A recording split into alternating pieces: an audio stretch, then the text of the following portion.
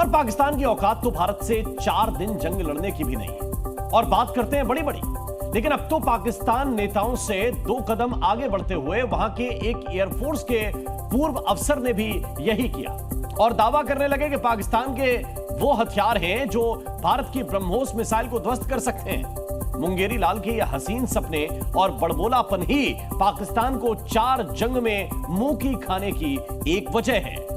सपने देखना अच्छी बात है, लेकिन दिन में सपने देखना बिल्कुल अच्छी बात नहीं, खासकर पाकिस्तान के लिए, जो आजकल मुंगेरी लाल के हसीन सपने देखने में इतना व्यस्त है कि उसके हुक्मरान, अफसर, आवाम जो मन में आए बोलते रहते हैं।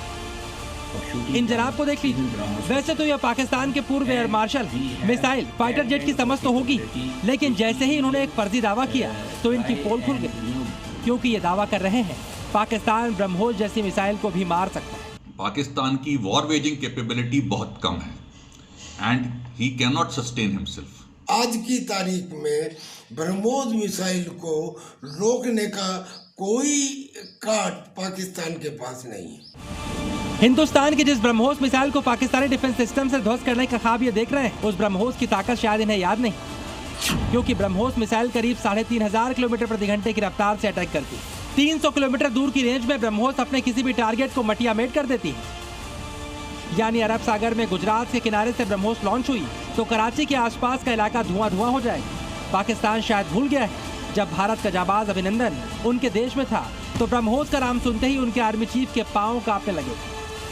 सोचिए, जब ब्रह्मोस चली भी नहीं थी तब उसका ये खौफ था, तो अगर चलेगी तो क्या होगा? क्योंकि ब्रह्मोस दुनिया की सबसे खतरनाक सुपरसोनिक क्रूज मिसाइलों में शुमार है। इसके वॉरहेड में 200 से 300 किलो विस्फोटक ले जाने की ताकत होती है, जो दुश्मन के अड्डों को स्वाहा कर देता है। यह मिसाइल जमीन या समंदर की सतह के बहुत करीब उड़ती है, जिससे रडार के लिए इसे पकड़ना मुश्किल होता है। शुरुआती ब्रह्मोस की रेंज 290 किलोमीटर थी, लेकिन अब इसकी रेंज 450 किलोमीटर हो चुकी है और अब इसे 800 किलोमीटर तक बढ़ाने की तैयारी है। ब्रह्मोस दुनिया की सबसे तेज सुपरसोनिक क्रूज मिसाइलों में से एक है, जिसकी रफ्तार किसी भी डिफेंस सिस्टम को चकमा दे सकती है। जमीन, आसमान या समंदर से दागी जा सकने वाली यह खूंखार मिसाइल चंद मिनटों में अपने टारगेट को ध्वस्त कर सकती है। यानी पूरा पाकिस्तान ब्रह्मोस मिसाइल की रेंज में है।